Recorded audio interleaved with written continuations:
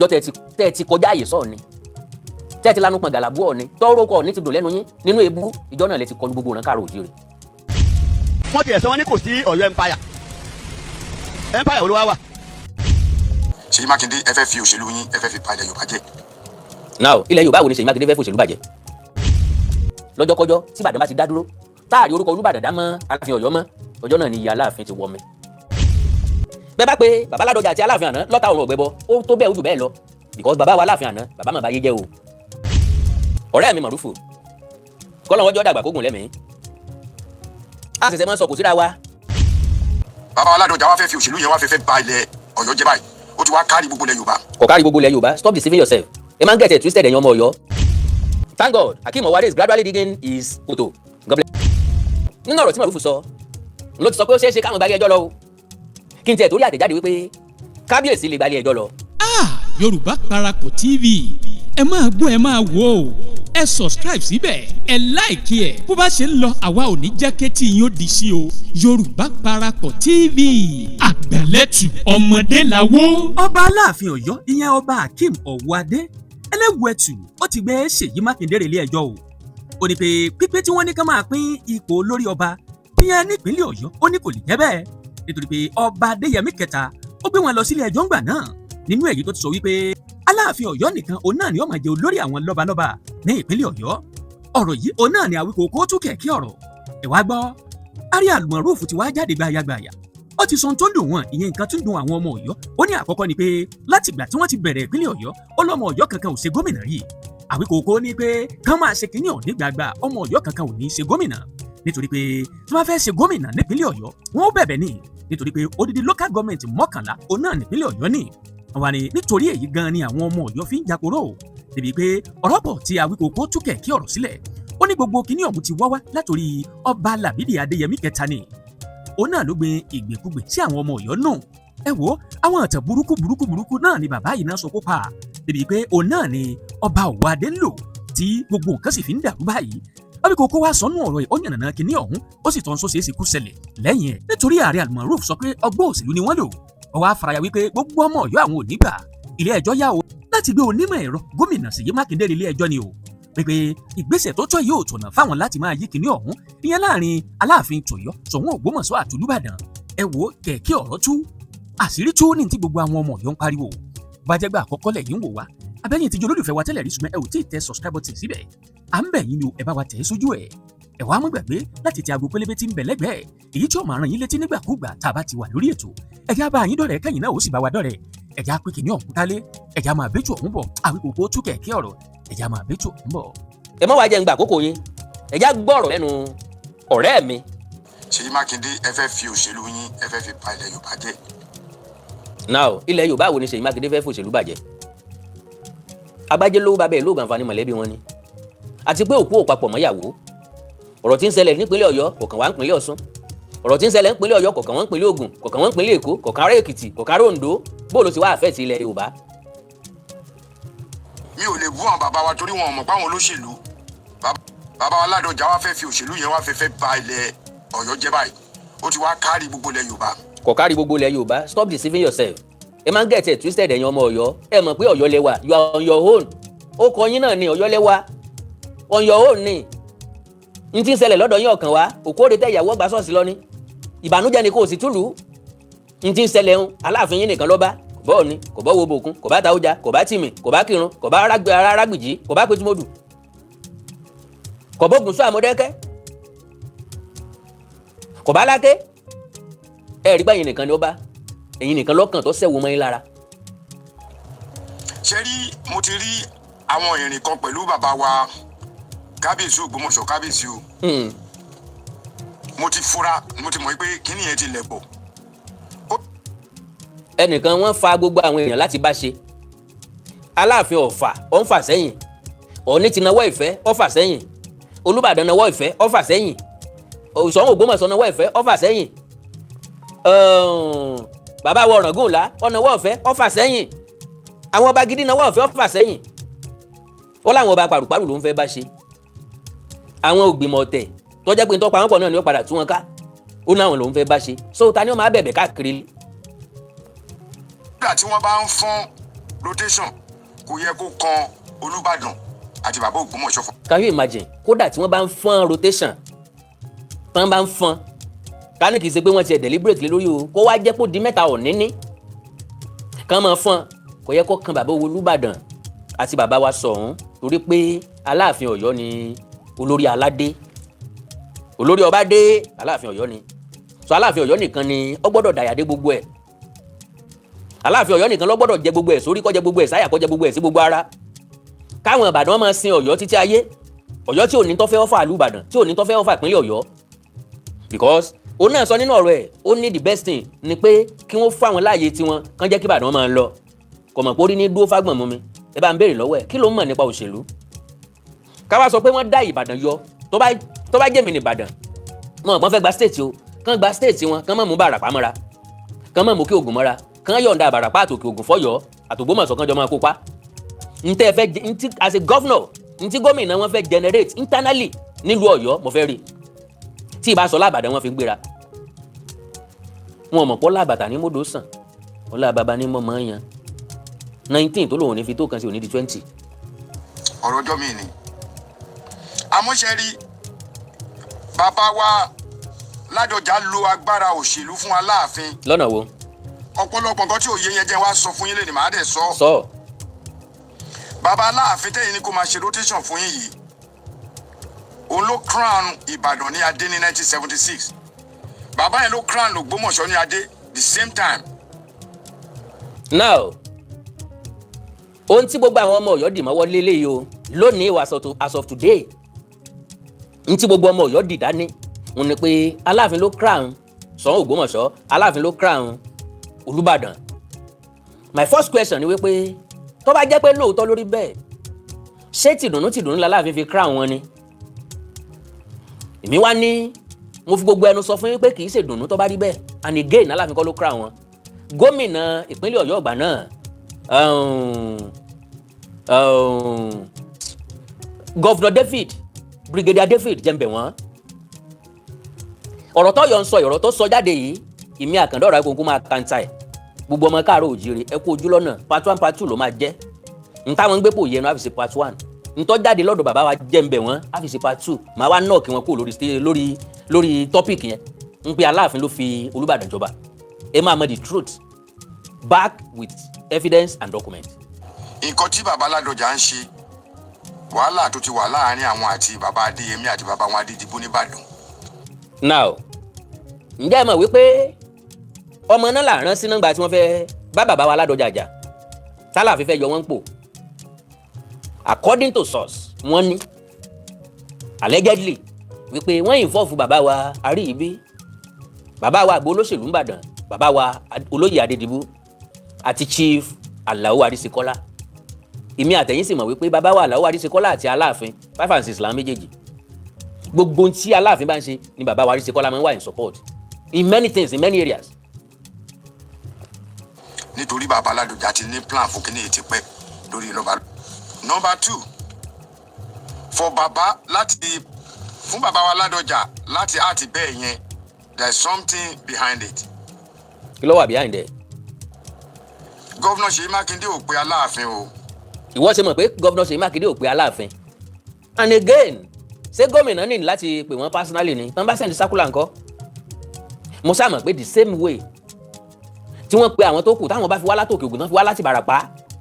tí Ṣọ̀ún fi kó Ògbómọ̀ṣọ́ kọjá lọ́yọ̀ọ́ máa bọ̀ nìbàdàn ó jẹ́ pé the same way náà fi gbogbo wọn ẹni tó máa jẹ́ ìpè ló jẹ́ ìpè ẹni tí ò ní jẹ́ ìpè ní ọ̀dáhùn gbogbo akọlọmọdé mọ́nà wà máa jẹ ọ̀rẹ́ mi. wọn ò pe round table sitting o. náà sọ pé àwọn pe round table sitting wọn làwọn consultation lè jẹ́ lórí phone ó lè jẹ́ lórí message consultation òjò bá náà lọ ẹ̀yin bàbá mi o ẹ jẹ́ ká fi síbi tọ́rọ̀ wà o ẹ jẹ́ àgbà bẹ́ẹ̀ o kò sí nǹkan táyé ayé ló dà bẹ́ẹ̀ o ẹ jẹ́ àmọ́ yí gbogbo ẹ̀kọ́ láàrin ara wa consultation òjò bá náà lọ kì í ṣe pé bóyá Ṣèyí Mákindé ọlọ́mọ àdọ̀bálẹ̀ fàlàfin pé orí ìdọ̀bálẹ̀ mọ́ wa o ẹ má bínú o ẹ jẹ́ àlò bẹ́ẹ̀ o ẹ jẹ́ àjẹsẹ́jẹ̀ bẹ́ẹ̀ o ẹ jẹ́ àmú bẹ́ẹ̀ o ẹ jẹ́ àlò bí ògùn bẹ́ẹ̀ o irọ́ o. tó bá yẹ pé ó pe àwọn mẹ́tẹ̀ẹ̀ta papọ̀ sí i. wọ́n sì máa pè wọ́n papọ̀. tó bá wá lóun pè ẹjọ́ sí bàbá wa Láàfin agree. ẹ̀yin èèyàn tẹ́ bá wá jọgbọ́n tó ẹ̀gbọ́n ọpọlọ ta fi ọpọlọ sí kinní ẹ wò ó pé ṣó yẹ kó jẹ́ pé irú àwọn bàbá yẹn náà máa bá Aláàfin rotate mo dúró bẹ́ẹ̀ káwá ní changes dé. irú àwọn bàbá yìí can you imagine kéèyàn máa pẹ̀lú Olúbàdàn nírú àwọn bàbá yìí kéèyàn máa pẹ̀lú sọ nírú àwọn bàbá yìí tó jẹ́ pé politically as it is today láwọn ìlú yẹn pẹ̀lú population wọn tí Ìbàdàn nìkan bá unite pẹ̀lú Ògbómọ̀ṣọ́ wọ́n máa jẹ gómìnà lọ ni o mélòó lọ́yọ̀ gangan mélòó lókè Ògùn mélòó ń Ìbàràpá nípa population wọn pọ̀ ká bùn Ọ̀yọ́ ká wá yọ̀ǹda Ògbómọ̀ṣọ́ kó Ògbómọ̀ṣọ́ yọ̀ǹda ara wọn fún Ìbàdàn káwọn nìkan jọ máa ṣe ká wá dẹyẹ sọ́yọ́ bóyá yóò rí nǹkan kan mú nínú tó ń pè nípò yọ sọ̀rọ̀ débẹ̀ ọ̀rẹ́ mi yọ sọ̀rọ̀ débẹ̀. pé gọ́vnà Ṣèyí kó jẹ́ pé gọ́vnà Ṣèyí Mákindé fẹ́ ṣe kinní yẹn ẹ mọ̀ àwọn kọ̀ọ̀kan wà tó yẹ pé ó yẹ kí a tíìkì láàrin ara wa. ìyá yìí sì ń kẹ́ ẹ̀. gọ́vnà Mákindé máa ṣe ó ṣe jẹ́ pé bàbá Aládọjà náà gbé fún ṣọ́ọ̀tì fọjọ́ orí ṣe ni. ṣebí wọ́n ní ipò làgbà. bẹ́ẹ̀ ni. in any circumstances tá a bá yọ pé bàbá Aládọjà ṣe gọ́vnà àbí wọ́n ṣe sẹ́nẹ́tọ̀ rí ṣó yẹ kí bàbá Aládọjà sọ pé àwọn máa kọ́kọ́ síwájú. bàbá Aládọjà kọ́ ló sọ pé àwọn máa kọ́kọ́ síwájú ètò bí wọ́n ṣe tò ní gọ́vnà lè lo discretion ẹ̀ láti choose ta ló fẹ́ jẹ́ number 1 ta ló máa kọ́kọ́ serve so far tó jẹ́ 2 years and let me tell you my brother ọ̀pọ̀lọpọ̀ nǹkan ló work in favour of bàbá wa Ládọjà ìwọ sọ wípé ipò làgbà ìbànújẹ́ lọ́jọ́ orí kì í ṣe bí ọjọ́ orí ti bàbá wa Ládọjà Adéwọ̀lú ipò ọjọ́ orí tiwọn kì í ṣe ìbànújẹ́ n tó fi lè jẹ́ ìbànújẹ́ fáwa ni pé wọ́n ń dàgbà sí lójoojúmọ́ but má jẹ́ kí n tàn wípé I need the experience wọn that is number 1 bàbá yìí ti wà ní lineage ọbaship tipẹ́tipẹ́ bí wọ̀ bá mọ̀ so wọ́n ti kẹ́kọ̀ọ́ wọ́n ti nímọ̀ wọ́n ti ṣòṣèlú wọ́n ti àgbàlagbà ní wọ́n ti rírírí wọ́n ti face different obstacles bàbá ti ṣe gómìnà wọ́n ti ṣe senator ń bò lọ fẹ́fẹ́ experience wọn wé bàbá tó ti wá dàgbà gbogbo àwọn kan yẹn ló work in favour of Olúbàdàn bí ọba yẹ ọ ànípò tó ń sọ yẹn Ìbàdàn of the present ọ ṣàgbà Ọ̀yọ́ Àtìbà tẹ wa wọn ọmọ kí Ìbàdàn ti wà kọ́ Ọ̀yọ́ Àtìbà tó wà Ìbàdàn ti wà téèté Ìbàdàn òṣìṣẹ́ lábẹ́ Ọ̀yọ́ ok. bàbá wa Aláàfin àwọn gangan ló yẹ kájẹ kọ́kọ́ ti síwájú tó wáyé pé rotation yẹn máa bí ọ lóòótọ́. Kennedy tó fi gbọ́dọ̀ jẹ́ dandan Aláàfin anything Yorùbá ní àgbà ò sí ń gbé ọ̀kẹ́rẹ́ to the best of my understanding ọba Owoade gangan ló sì kéré nípò tí ò tí ì ní ìrírí kíní yẹn ṣàjèjì sí ó hàn nínú ìwà wọn with due respect to the throne of Aláàfin ọba Owoade sorry to say wọn yàtọ̀ sí novice lórí àpèrè yẹn gbogbo nǹkan tí ń ṣẹlẹ̀ ò tí ì yé wọn ṣe ló sì ń dàbí àlá prove me anywhere ó sì ń dàbí àlá ó jẹ́ kàyéfì so kò sí ọgbọ́n ìmọ̀ àtòyé láti handle many things with him but irú àwọn bàbá Ládọjà ojú tó ti rókun tó ti rọ́ṣà kò lè rí máa jinú kó lòún rómi wọ́n ti rí wọ́n ti sẹ́tù àwọn gangan ti dí pẹ̀lú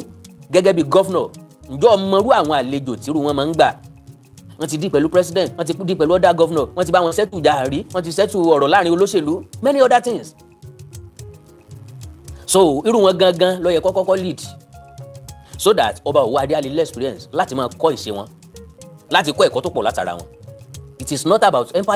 empire of the medieval era empire tó ti ṣubú tó ti kú tó ti lọ tó ti rà ilẹ̀ fẹ́ fi gbé Aláàfin lórí Olúbàdàn tòní the largest city in West Africa ká tó wá sọ pé largest city lórí gbogbo orílẹ̀-èdè Nàìjíríà what are you talking about ẹ jẹ́ àwọn kìnìún wọn ń sùn náà. fún 2 years bọ̀ wọn ò ṣe bẹ́ẹ̀ wọ́n fi ọwọ́ ọlá wípé àwọn làwọn wà nípò wọ́n fi gba Aláàfin pé k'Aláàfin bọ́ sẹ́gbẹ̀ẹ́. tí wọ́n bá máa fi gbá Aláàfin pé k'Aláàfin bọ́ sẹ́gbẹ̀ẹ́ wọn ò ní include Aláàfin sínú rotation ẹ̀yin lẹ́mìí misinterpret ẹ̀ torí pé ọ̀kánjúwà yín ò so síbi tó ṣe é ká ọ̀rọ̀ yín ò fẹ́ fọ yín ilẹ̀ sọ̀rọ̀ pé wọ́n fọwọ́ lágbá Aláàfin lójú tó bá já Aláàfin wọn pick dàgínní yòdò lẹ́ẹ̀mọ́ ṣe kódà yàtọ̀ máa fi Olúbàdàn ṣe yẹ̀yẹ́ ni pé sótán territory náà làwọn tó lọ gbà mọ́ lọ́wọ́ you will say it you guys will say it we know you especially ìwọ tó ń sọ̀rọ̀ yìí gbogbo ọ̀rọ̀ tí ń ṣẹlẹ̀ ìwọ ló bí ìwọ ló dálẹ̀ wọ́n wá ló sọ ó dé stage kan ó wá ń sọ wípé ẹ̀ṣẹ́ rí bóun ti dákẹ́ báyìí o káwọn tó kù náà dákẹ́ sí ìwọ ló rán wa ń ṣẹ́ ni ìwọ ló gbé mi ta ni ìwọ ló ń fọ̀rọ̀ sí mi lẹ́nu ni ìwọ ló sanwó dátà fún mi ni ìwọ ló sanwó epo fún mi ni. ńgbà tọ́rẹ̀ wọ ńlẹ́gun tèmi ṣẹ̀ṣẹ̀ kàn ńgbà tó sú wọn lèmi ṣẹ̀ṣẹ̀ bẹ̀rẹ̀ ṣẹ́ ọ̀gbọ́n tán máa ń sọ pé ògùn tó gùn tí ò lópin níbi tẹnìkan ti parí tẹnìkan ti bẹ̀rẹ̀ ọ̀gbọ́n Yorùbá ni Yorùbá like wọ́n fẹ́ràn oríkì pọ̀ wọ́n ní oògùn ló fi ń ṣeré àṣà ní ọ̀jẹ́ lúbúlúbú ojú ọlọ òòsàgbà tí mú tọmọdé tàgbà kọ ara rẹ̀ nílà eégún inú àdó ọ̀kan làwọn inú orù wọ́n níbi tó gùn dé gan là á pè lóògùn wọ́n ní tọmọdé jòjòló gbójúlé ti fi bú àgbàlagbà ìmọ̀ròbó yín burú yín dàrú ni tágbàlagbà bá yọ ọdún ògùn jáde ọmọdé fẹ́ kàn lóògùn ní gbètùgbètù ló mú dání sẹ́ẹ̀jọ́ sí ni ntàláwo àtọ́níṣègùn wá kátán fi forí jágúdánú ọ̀dàn kiri oògùn tí gun ní gùnkùngùn ọ̀gbẹ́ni ọ̀rẹ́ mi ìwọ ọmọ nǹkan kan ìkó wọn bí ọ sí. kódà if not care tí kí àwa tèké gan á fi Ògbómọ̀ṣọ́ ṣe second but guess what. tọ́ bá fò Ògbómọ̀ṣọ́ náà ní second báyìí tọ́rẹ́ ẹ̀ ní wáyé máa gbọ́ tó sọ o. tèmi bá sọ̀rọ̀ ẹ mọ́rọ̀ mi bẹ́ẹ̀ o. ẹ máa gbọ́. ojúlówó ni mí lọ́yọ̀ confam ni ẹ gbàgbé. ẹ máa ṣe rotation yìí pẹ̀lú ọba Ògbómọ̀ṣọ́ ẹ fi Ọ̀yọ́ lẹ̀. Ṣèyí Mákindé ẹ lè yọ Aláàfin o kò sí bá àtẹ ní lọ́wọ́ yìí o ìgbà kan nìyẹn. now ṣé ń gbọ́rọ̀ lẹ́nu ọ̀rẹ́ mi kò sẹ́ni tó wọ́n lẹ́lẹ́fọ́ àwọn lẹ́fọ́ tẹ̀ ń wòye o kì í ṣe tá a tán o ara ń fọ́ ni gọ́vnọ̀ Ṣèyí Mákindé ò make any comment kò sẹ́ni tó sọ̀rọ̀ bóyá wọ́n yọ Aláàfin àbí wọn ò yọ Aláàfin kò sẹ́ni tí ó dùn mọ́nú wa pé kán yọ Aláàfin tán bá sì wá yọ fọ̀ yéè náà ni tètè onítorí ẹ̀ kó wù kì í ṣàkọ́kọ́ tí wọ́n yọ lọ́yọ̀ọ́ kì í ṣàkọ́kọ́ tí wọ́n yọ ńlẹ̀ Káàárọ̀ Oòjíire kì í ṣàkọ́kọ́ tí wọ́n yọ ńlẹ̀ Yorùbá wọ́n ti dìpọ́ọ̀sì ọ̀pọ̀lọpọ̀ ọba bí Ṣèyí Mákindé bá yọ Aláàfin Owoade lọ́la kò sí ní tí ó ṣẹlẹ̀ ọ̀wá níwọ̀n lágbára láti yọ no ọmọdé yìí kéwé ìwé ń ṣe ọdẹ lọ dàgbà gbogbo èèyàn lọ máa ń jù ú lọ because to the best of my understanding tó o bá mọ̀ ẹni ọmọ àti wáyé ọlọ́dún gbẹ́gún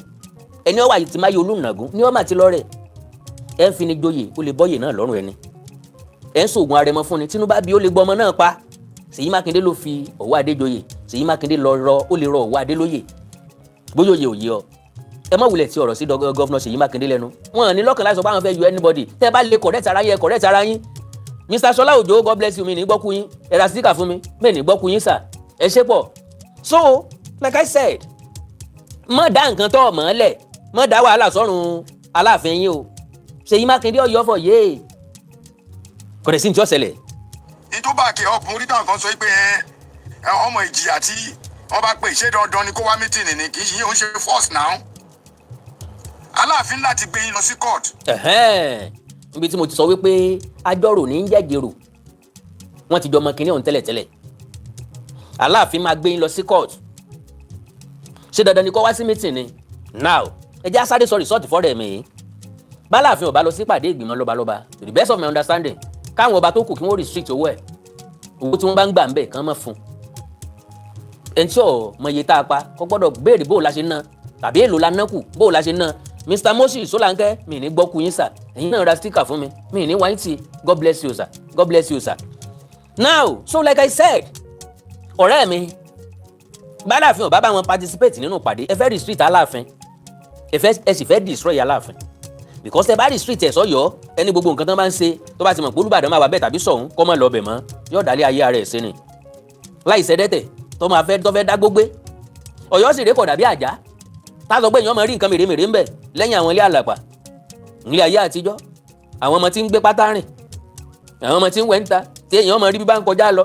kí ni development mẹ́mbẹ̀ yàtọ̀ sáwọn ọmọ yíbò tó ń ta bàtà tábẹ́lì ìtìlẹ́gbẹ̀ẹ́ títì ṣé n tẹ́ fẹ́ gba state sínú ṣé n tẹ́ fi máa generate owó nu ṣé n tẹ́ fi máa bọ́ọ̀lù nu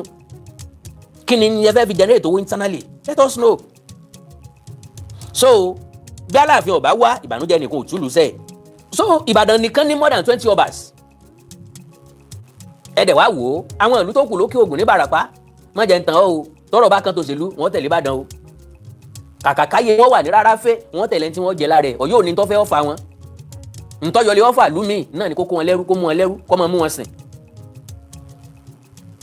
kàn máa ṣe Ṣàngó Olúkòso àyànràn náà Olúkòso ti lọ ẹ ń bá ìjọba ní ìsìn tí ń pè rẹ̀ ń Ṣàngó ọ̀ǹtàn rẹ̀ ni o ògèdè àtọpa ni ọkàn jẹ́ bíi topó Olúwadé ọkàn máa káṣọ pa kọ́rùn káàkiri ni wọn aláwọn ń Ṣàngó dé o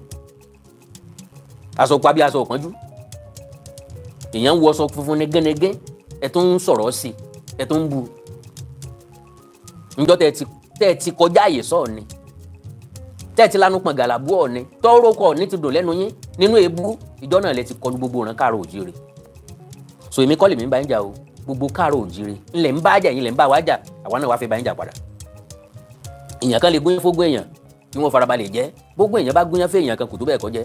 ńlá ti wá bẹ̀rẹ̀ yín nìsín kẹ́yìn nìkan wá jẹ́ ká máa rí. ẹ jẹ́ kí gọ́vnọ̀ leadership náà wá sọ́dọ̀ wa. Wàkílù wá sókè ògùn. Wàkílù ni. Ìbàràpá méjèèje Awẹ́ Fìdítì Ọ̀yọ́ Jóbèlè Ìṣẹ́yìn gbogbo àwọn tó ń jẹ gọ́fúnà. bó ṣe ń dárúkọ àwọn Ìṣẹ́yìn ẹrù kọ́ fẹ́ràn wọn ni o. ó ti mọ̀ wípé tán bá lè ṣí sọ́dọ̀ àwọn báyìí àwọn Ọ̀yọ́ làwọn náà tó sọ pé ẹ mọ̀ páwa la lórí ẹ mọ̀ páwa la ní empire. ẹ ti ṣe báyìí gọ́fúnà ṣe bàbá mi Bọ́lá Ahmed Tinubu Your Excellency sir. Kábíyèsí tó bá du number 1 nìyẹn bàbá Bọ́lá Ahmed Tinubu àpẹẹlẹ irọ́. gbogbo ìmọ̀ àríkì níyì o rotation gọ́fúnà náà ẹ jẹ́ kí ìtìjà Ìbàdàn náà ṣe ti tó. gbọ́n dìbò nígbàgbà ẹ̀ ń bá lọ́mọ tọ́pọ̀ náà ni ọmọ wọlé ntí Ìbàdàn ti ṣe ti tó kò sí tọ́jọ́ bẹ́ẹ̀. It's like bí ìgbà tí Messi gba Ballon d'Or táwọn yẹn wá sọ pé ó ti gba jù kán gbé fẹ́lòmíì náà ńgbà tó deserve ẹ̀ ńgbà tó ṣiṣẹ́ ẹ̀ débẹ̀. It's like ẹnìkan ṣe dáadáa lẹ́nu iṣẹ́ àwa ń fún ní gbéga fún promotion kẹ́nìkan wá sọ pé kì í sọ nìkan promotion tọ́ sí ìwọ náà ò ṣe wádìí ntẹ́ni yẹn ṣe tó fi gba promotion kí wọ́n náà máa ṣe. Instead of this ariwo òfò ariwo rádáadáa ariwo tí ò wù kankan tí ò mérè kankan wáyé tọ́yọ̀ ń pa káàkiri èébú èpè tán ṣẹ́ AI video AI picture tán fi ń lálẹ́ tán fi ń bú àwọn ọba aládé wa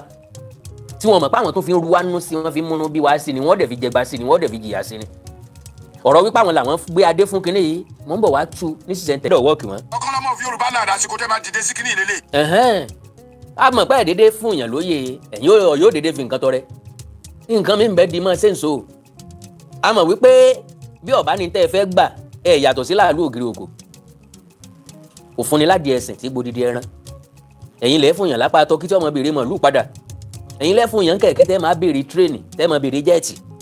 àmọ́ yín dáadáa ẹ̀ dédé fọmọ Tinubu jọba àbí ẹ̀ dédé fi jóye ọ̀kan lọ́mọ ẹ fẹ́ gbẹ̀tọ́ lọ́wọ́ ẹ̀ ni ẹ fẹ́ ràn sí babẹ́ ẹ̀ ni iṣẹ́ ilé ìkọjá ẹnu Ṣèyí o. kí wọ́n jẹ́ kí oníkálukú dá dúró kò ní máa síjà mọ́ bàbá mi Kábíyèsí Ládọjà Olúbá. now kàn jẹ́ kó oníkálukú dá dúró that is Aṣíwájú Bọ́lá Ahmed Tinubu àbí ààrẹ tàbí ìjọba tí ń bẹ lóde kí wọ́n fún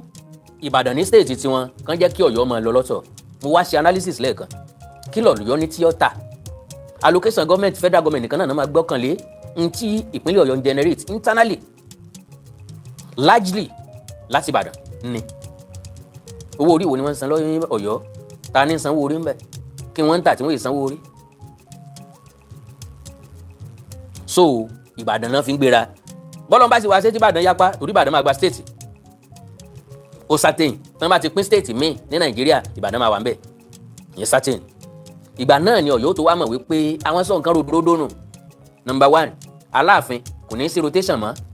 pẹ̀lú Olúbàdàn bí ó bá ti sí rotation pẹ̀lú high profile ọba bí Olúbàdàn iye Aláàfin ti parẹ́ mọ́lé Aláàfin ti reduce sí abúlé nìkan so bọ̀bọ̀ tí ń sọ̀rọ̀ yìí majority wọn ò mọ nǹkan kan wọn ò dẹ̀ mọ implication àwọn nǹkan táwọn ń sọ ọ̀rọ̀ governance lẹ́ ń sọ nípa ẹ̀ kí lẹ́yìn gangan fẹ́ contribute sí governance yẹn nothing Amẹ́ríkà ló wà ló ti mọ rant lọ́jọ́kọ́jọ́ tí Ìbàdàn bá ti dá dúró táàrí orúkọ Olúbàdàn dá mọ́ Aláàfin Ọ̀yọ́ mọ́ ọjọ́ náà ni iye Aláàfin ti wọ mi lọ́ba dọba abúlé ọba Ọ̀yọ́ nìkan ni ọba sí nǹkan tí wọ́n pa wọ́n pọ̀ pẹ̀lú Ọọ̀ni mọ́ because wọn ò sí ní jurisdiction kan náà wọ́n ti dá wà láàyè ara wọn lọ́ọ̀ni àti Olúbàdàn ọbàjọ́ máa ṣe ìpínlẹ̀ Ọ̀yọ́ sí ìpínlẹ̀ Ọ̀ṣun àbí ìpínlẹ̀ Ìbàdàn sí ìpínlẹ̀ Ọ̀ṣun connection ti ń bẹ láàrin wa ní ó bá tún unite padà ní Ọ̀yọ́ àtàwọn Òkè Ògùn náà bá máa ṣe ródóródó wọn pẹ̀lú àwọn Ìbàràpá wọn máa ṣe ródóródó wọn to the best of my understanding bọ́n bá tún fẹ́ gbé capital bẹ́ẹ̀ wọ́n tó ju capital s'Ògbómọ̀ṣọ́ torí pé Ògbómọ̀ṣọ́ yáyì Ògbómọ̀ṣọ́ gbajúmọ̀ Ògbómọ̀ṣọ́ expose Ògbómọ̀ṣọ́ wà lively ju Ọ̀yọ́ Aláàfin lọ. ẹ má bínú ẹ̀yin ọmọ Ìbàdàn tó Ògbómọ̀ṣọ́. ò ní ìdí ẹ̀. Olúgbọ́n wà o. Àrẹ̀sá wà o. àwọn Àrẹ̀sá wà o. àwọn ọba kan wà tó jẹ́ pé ẹ̀gbọ́n náà jẹ́ fún Aláàfin. ṣerú àwọn ọba yẹn kò ń ṣerú wọn ló yẹ kí bàbá wa Ògbómọ̀ṣọ́ gan bá dupò nínú Ògbómọ̀ṣọ́ yẹn. now àwọn ọba kan wà tó jẹ́ pé ẹ̀gbọ́n wọn jẹ́ f'Aláàfin kí ló dé t'Aláàfin ò fi jọ̀wọ́ ipò tiẹ̀ fáwọn ẹ̀gbọ́n ẹ̀ oríṣan tiẹ̀ yẹn o kí ló dé t'Aláàfin ò sọ wípé ókè instead ta fi máa rotate ẹ̀ mo láwọn ẹ̀gbọ́n ẹ bá mi fún ẹ̀gbọ́n mi Olúgbọ́n àbí ẹ̀gbọ́n mi Àrẹ̀sà nípò yẹn jẹ́ káwọn máa jẹ́ lọ káwọn máa lò lọ ti wọn. n tó wá ń gbìyànjú àti sọ ni wípé bàbá wa sọ Ògbómọ̀ṣọ́ kò lẹ́tọ̀ọ́ láti máa bá rú àwọn Olúgbọ́n àti Àrẹ̀sà gan du position yẹn ẹ jẹ́ á béèrè pé position wo ni ìlú Ilégbọ́n wà position wo ni ìlú Ìrẹsà wà Ìrẹsà Adú ni àbí Ìrẹsà Apá position wo náà wà nípínlẹ̀ Ọ̀yọ́ kí ni wọ́n generate sípínlẹ̀ Ọ̀yọ́ bóò nílùú wọn ṣe tó kí ni population wọn tí wọ́n lè dúró lẹ́gbẹ̀ẹ́ Ògbómọ̀ṣọ́ because àwọn mọ̀rọ̀ sọ ni wọn máa gbọ́ òye nǹkan kan ò sì yé wọn selfishness yẹn náà ló wà lọ́kàn wọn kán máa pè wọ́n lólórí aládé with empty barrel nítorí wà lọ́kàn wọn náà nu torí pé àwọn sáà ni wọ́n ní empire majority wọn gangan ọmọ tún empire ọ̀hún empire tó yẹ kí gbogbo ọmọ káàró òjìrè fún ọmọ lẹ́yìn lóko empire tó yẹ kẹ́ ẹ máa lọ kí Aláàfin wọn máa lọ dọ̀bálẹ̀ gbogbo ọmọ káàró òjìrè káàkiri pé ẹ má bínú jọ wọn baba ńlá baba wa lọ́jọ́ àjàrà ẹ má jẹ́ kéèyàn kàwọ́ ọmọ kò sí káàkiri àgbáyé ńgbà tá a ṣèwádìí tí ń jẹ́ empire kò sí empire tó kò sí ìlú tó gbé empire kalẹ̀ torí ọmọ ìlú wọn àwọn ìbò ní empire ọmọ ìlú mìíràn wọn lọ ń kó lẹ́rú Ọ̀yọ́ nìkan ló ní empire tó jẹ́ pọ̀ mọ́ ìyá tiẹ̀ ní ń tàbí ẹni ń tàkàrà. kò nu ẹlòmíì ò pọ́nú yín. àgbọn. so let's start the rotation of the governor. Now nbí tọ́rẹ̀ mi wá parí ọ̀rọ̀ sí leléyìí sofa àti ti ní à ń rotate position ọba ká máa rotate ipò òṣèlú ẹ jẹ́ kí n educate ẹ̀ díẹ̀ Amẹ́ríkà ló wà o òye mi ni pọ́ yẹ kó ti lajú jù báyìí lọ ó yẹ kó gbọ́n inú ẹ̀ ò ti gòkè sí gẹ́gẹ́ bó ṣe sọ lẹ́ẹ̀kan pé ipò làgbà ìbànújẹ́ lọ́jọ́ orí èmi lè sọ wípé àgbà ò kọ́gbọ́n nítorí wọn mọ̀ ni wípé hereditary nípò ọba lineage ní institution ni ipò òṣèlú wọn kì í pín ogún lélẹ̀dọ́mọ oko ni ẹ present candidate tiyín ẹ fàálẹ̀ lábẹ́ ẹgbẹ́ òṣèlú tó bá ti lè convince àwọn èèyàn kí wọ́n dìbò fún kò jù bẹ́ẹ̀ lọ kò sẹ́ni tí máa ń mú gómìnà wá báyàn lé pé kán máa pín so wọ́n á wá pín sọ́yọ́ jọ́ọ́jẹ̀tẹ́ ẹ wà lọ́mọ ọmọ tó wù yín wá àwọn ìlú tó kọ́ bá wo yín níran they play my fan ipò ọba nìkan la máa rotate a lè rotate ipò òṣèlú tá a bá máa rotate ipò òṣèlú ẹ jẹ́ ká sọ deliberately ẹ pass ẹ̀ sílé ìgbìmọ̀ asòfin ẹ jẹ́ ká sọ̀rọ̀ lé lórí ní tẹ́ fẹ́ máa rotate ẹ̀ bẹ́ẹ̀ dìbò ń gbàgbà if care is not taken Ìbàdàn náà ni ó máa wọlé Kennedy ẹni tó léèkù ńlọ́lọ́bẹ àwọn ẹlọ́mọlé ìgbìmọ̀ asòfin tó pọ̀ jù àwọn ní local government ni wọ́n dá ní local government 11 àwọn léèkù ń bẹ lọ́dọ̀ wọn bẹ́ẹ̀ bá fẹ́ dupò gómìnà bẹ́ẹ̀ fẹ́ di nǹkan kan mú ní central tí ṣe capital ní tí ṣe Ìbàdàn ẹ negotiate pẹ̀lú wọn ni my brother ẹ máa persuade wọn ni ẹ rè bẹ́ẹ̀ wọn ni ẹ̀yin Ìbàdàn ẹ ní sùúrù ẹ jẹ́ káwa náà ò ṣe kàn ní ìdí ẹ jọ torí Ọlọ́run ẹ jẹ́ káwa náà gbìyànjú ẹ jẹ́ ká ṣe. ọ̀rẹ́ mi Màrúfù kọ́lọ́ wọn jọ dàgbà kógùn lẹ́mìí a ṣẹ̀ṣẹ̀ máa sọ̀kò síra wa a tún padà sọ̀kò síra wa bí ṣe máa ń rìnnà bọ́mọ ìyá méjì bá wọ ìyẹ̀wù tán jáde padà ojú wọn ni ẹ ti béèrè tí wọ́n bára wọn sọ́nù ilé. now nínú ọ̀rọ̀ tí Màrúfù sọ ló ti sọ pé ó ṣeé ṣe káwọn gbalé ẹjọ́ lọ o kí n tiẹ̀ torí àtẹ̀jáde wípé kábíyèsí lè gbalé ẹjọ́ lọ nílò ti kọ́kọ́ sọ bóyá àárọ̀ yìí ló ṣètò yẹn bóyá àná ló ṣe ṣùgbọ́n àárọ̀ yìí ni mo ti rí i. now ẹ já kọ́kọ́ ka tí àtẹ̀jáde tí wọ́n fi ìta tọ́pọ̀ ìròyìn ọ̀rẹ́ bó ṣe jáde kí n má gba àkókò yín. Royal Rumble Alaafin wins litigation over Oyo Council leadership.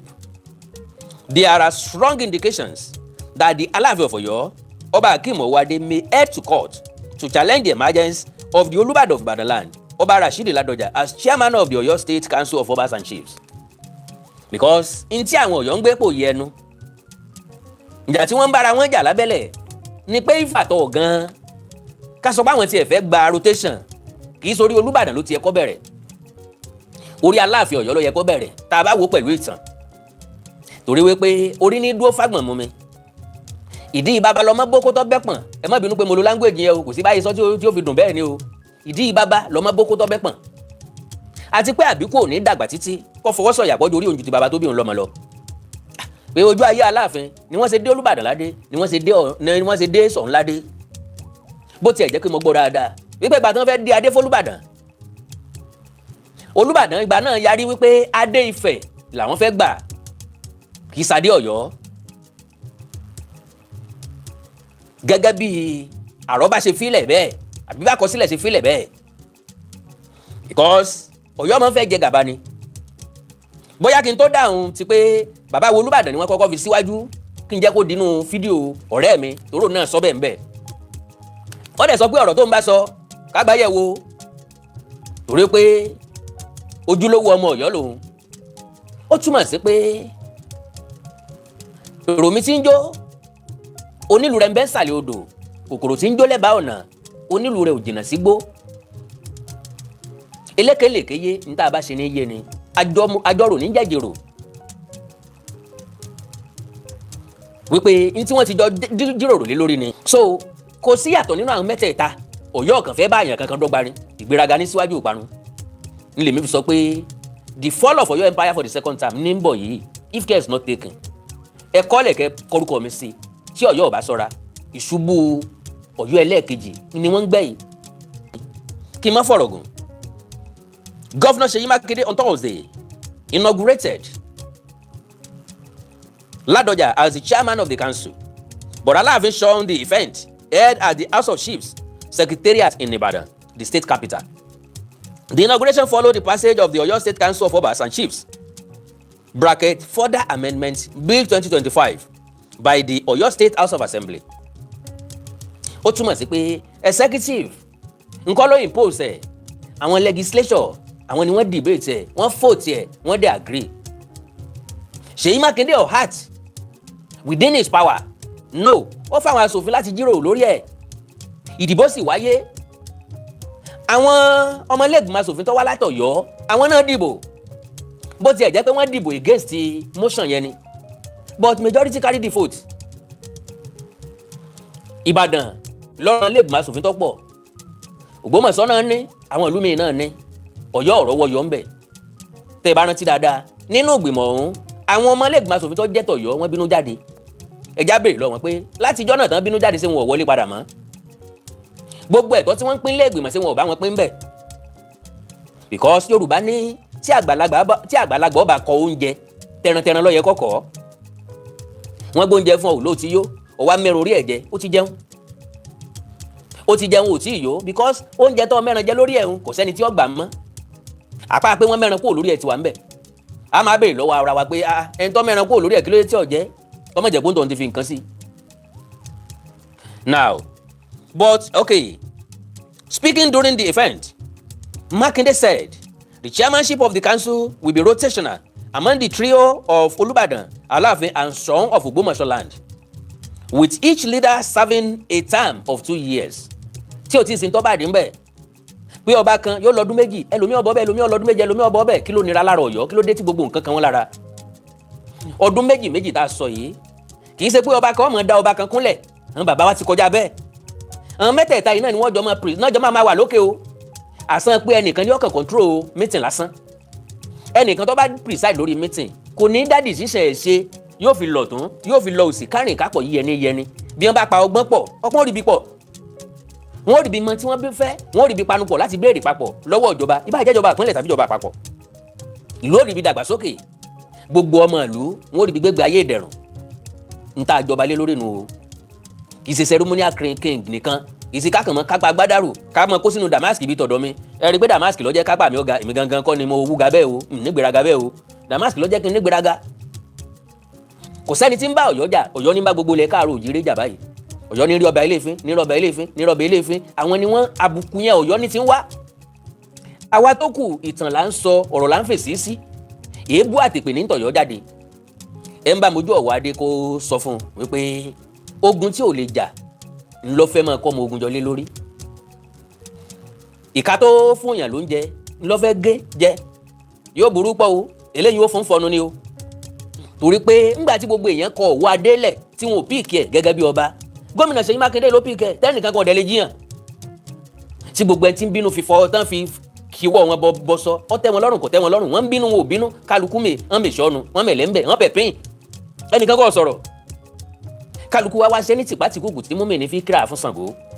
Jálòrè wa gbàǹtọ́ lọ ń wí. À ń bẹ̀rẹ̀ àníyàn wa lọ, à ń bàgbèsè ayé wa lọ. Kọ̀tẹ̀ kò gún kọ̀wọ́. Kọ̀tẹ̀ kò gún kọ̀wọ́. Bàbá ní akánjú rojú ẹjọ́ àmọ́ kọ́ni lẹ́nu. Páàsì ni a lo sùúrù yọ gbàsìkò láti wá ṣèyí sí. Ọlọ́run fẹ́ràn ayé òfódodo ọ̀rọ̀ sì pé mẹ́ta. Ẹ má bínú o. Ẹ má jẹ́ ń gbà àkókò yín. Meanwhile, credible sources close to the palace told Saturday Punch on Friday, which is Oni, that Alaafin deliberately stayed away from the inauguration out of what they described as shame. Èmi náà sọ bẹ́ẹ̀, wọ́n l'Alaafin ọ̀mọ̀ ọ̀mọ̀ lọ ni. Mo sì ní kẹ́ ẹ kọ́lẹ̀ kẹ́ korúkọ mi sí. Ní gbogbo ìgbà tí pàdé yóò fi wáyé Alaafin ò ní àtẹ́ni. Alaafin ò ní wá. Mi ìyá mọ́wó tí ọ̀rọ̀ bá wá jẹ jáde lẹ́yìn ẹ̀, bóyá persuasion, bóyá nǹkan mi mọ̀. Eléyìí tí ò lè wáyé ni pé kí state government yóò sọ̀rọ̀ kan láwọn ò sọ bẹ́ẹ̀ mọ́. tàbí state government tó wá sọ fún bàbá wa Ládọjà wípé bàbá ẹ jẹ́ á ní sùúrù ẹ jẹ́ kí Aláàfin kọ́kọ́ ṣe no wọ́n ti pick oríṣiríṣi nǹkan ló wà in favour of bàbá wa Ládọjà tí máa prove ńgbà tí n bá bẹ̀rẹ̀ sí ní play fídíò ọ̀rẹ́ mi Ọ̀kọlà l'Amẹ́ríkà. Stay away from the inauguration out of what they describe as shame and may likely challenge the outcome in court. Okay, he said, and I quote, "There is a tendency that the Alaafin will go to court. The late Alaafin Oba Lamidi Adeyemi also went to court. The late Alaafin was the permanent chairman of the Oyo State Traditional Council and he stated this clearly in all his letters. Nobody challenged him," one of the insiders said. Now, late Alaafin kò sẹ́ni tó yàn tàbí píìkì ẹ̀ gẹ́gẹ́ bí permanent chairman of Oyo Traditional Council. Bàbá lu ọgbà àrékèrèkè tán àwọn méjì tó kù láti gba ipò ni. So kì í ṣe pé bóyá wọ́n yàn wọ́n tàbí gbogbo council of obas and chiefs náà wá jókòó wípé ó dá amú Aláàfin gẹ́gẹ́ bí permanent chairman láàrin wa. Kò ẹ́ fàṣẹlẹ̀ ọ̀pọ̀lọpọ̀ nǹkan la máa prove ọ̀yọ́ back up with evidence and document. Now, explaining Oba Owoade's absence from the inauguration, the insider added, and I quote, "I know the steps the current Alaafin is likely to take. If he had attended the inauguration, it would have been shameful. It was better he didn't go. He is likely to go to court, although that may change if there is an intervention. There should be no any intervention, as far as I'm concerned. Either by the governor, kò tiẹ̀ lè wáyé pẹ̀lú bàbá wa Olúbàdàn, sọ Ògbómọ̀ṣọ́ rẹ̀ lè pe Aláàfin. Intervention tó lè wáyé náà ni káwọn ọmọ Ọ̀yọ́ sọ̀rọ̀ publicly. Àwọn accept fate, àwọn gba position wọn, àwọn ṣetán láti rotate pẹ̀lú àwọn ọba méjì tó kù. Anything aside that, kọ́ nígbó ọ̀dágbó ẹ̀gbé, kọ́ lọ́mọ ọdọ́mọ yẹ ẹ̀gbé. Ẹlẹ́dẹ̀ àtọmọ ẹ̀ ti tẹ́rẹ̀ ṣe, àrájúká ló kù, Ọ̀yọ́ nìkan délé adálẹ̀ ayé wọn gbé. So intervention wo ni wọ́n expect? Bọ́n ṣe send letter sí wọn, sí Aláàfin, náà ṣe send ẹ̀ sí Olúbàdàn, send ẹ̀ sí Ṣọ̀ún. Aláàfin lọ sọ wípé ẹnìkan kọ̀ consult òun àti gbá àtàwo. So mi ò jiyàn eléyìí bó bá jẹ́ pé yẹn náà wà nù ìyà tí Aláàfin jẹ lọ́wọ́. I quote, during Baba Lamidi Adeyemi's time, he was involved in Ladoja's impeachment. Àwọn náà mọ̀ bẹ́ẹ̀, èmi sì ń bọ̀ lórí ẹ̀, máa wá play video, máa analyse ẹ̀ on my own way. Now, another insider knowledgeable about the workings at the Alaafin's palace, kò sí náà pè ní insider àwọn tó súnmọ́ ọba náà lọ, corroborated the claim, saying the monarch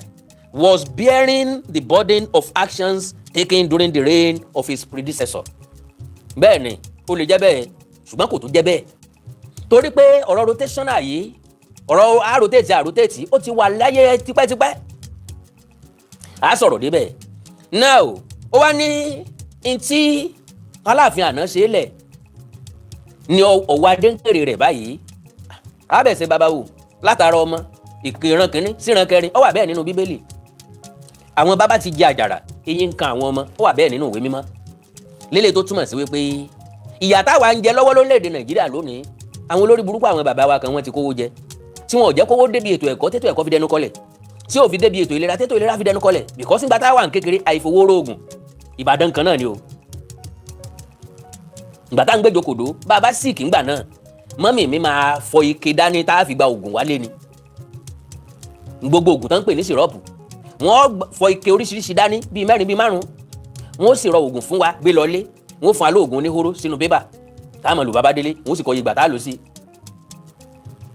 Ṣùgbọ́n nìsín gbogbo ẹ̀ ti dojúrú, àwọn bàbá wa ti jẹ àjàrà, èyí ń kan ọmọ. He was involved in Ladoja's impeachment. Since then, Ladoja has been angry with Alaafin's stool but couldn't do anything then. Well, kò sí nǹkan tí bàbá Ladoja fẹ́ ṣe nígbà yẹn, even nígbà tí bàbá mi alówó lódù bí ìrè ń bẹ láyé. Kennedy ó ní wípé bàbá Ladoja ò sí nípò gómìnà mọ́. Ànigé wọ́n ti jàjàyè láti gbà yẹn. Àjàyè kí ni wọ́n jà ní pé wọ́n dá wọn padà sórí àlééfà gómìnà láti parí ọdún wọn. Achievement tó láyé ò sí, wọ́n impeach wọn, wọ́n reinstate wọn padà. So wọ́n lo sáà wọn pé ṣùgbọ́n bó bá jẹ́wọ́ náà ń kọ́ ìfọ̀rọ̀rọ̀rẹ́niwò ní aláṣọ òbúra kan, àwa náà mọ̀ pàṣọ òbúra kan lónìí, àwa ni n tó lè wo àìsàn rẹ̀ ìsàn o, tàbí tí yóò mú lè ra wá kankan, tàbí tí yóò yanjú ìṣòro rẹ̀ ni pé aṣọ òbúra kan ṣoṣo yìí kó fi ṣe sàrà. ṣé kò wá ní pé ẹ̀yin náà fi rora yín wò bó bá jẹ́ yín náà ńkọ́ bó bá jẹ́ mi náà inú mi ò ní dùn sírú èèyàn bẹ́ẹ̀ bẹ́ẹ̀ bá pé bàbá Ládọjà àti Aláàfin àná lọ́ta ọ̀run ọ̀gbẹ́bọ ó tó bẹ́ẹ̀ ó jù bẹ́ẹ̀ lọ because bàbá wa Aláàfin àná bàbá mà bá yé jẹ́ o. wọ́n ti ẹ̀sọ́ wọn ní kò sí Ọ̀yọ́ empire wo ló wá wà èbó lóyè empire wọn faransé lẹ́yìn empire wọn germany lẹ́yìn empire wọn àwọn gẹ̀ẹ́sì náà gbogbo òru ẹ̀ní kò sí Ọ̀yọ́ empire nígbà wọn á sọ Ọ̀yọ́ province wọ́n dá Ọ̀yọ́ province sí ẹnìkùn mẹ́ta Ọ̀yọ́ division of Ọ̀yọ́ province Ìbàdàn division of Ọ̀yọ́ province Ifẹ̀ Ìjẹ̀ṣà division of Ọ̀yọ́ province ní 1914 wọ́n wá pín division kọ̀ọ̀kan wọ́n pín Ọ̀yọ́ division sí 7 districts wọ́n pín Ìbàdàn sí 10 districts wọ́n pín Ifẹ̀ Ìjẹ̀ṣà division sí 3 districts Ifẹ̀ Ìjẹ̀ṣà Ìlá Ọọ̀ni wá ń rúlu district kan nínú district ogún yẹn dálẹ̀ Aláàfin wá jẹ́ bàbá fún gbogbo 20 districts. Ó wá wà láti 1914 to 1959.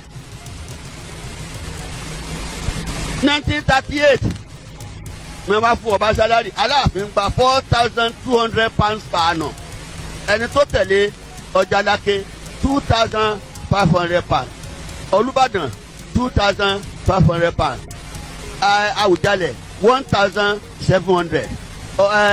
ọba Òbíní £1,650 Ọọ̀ni of Ifẹ̀ £1,400.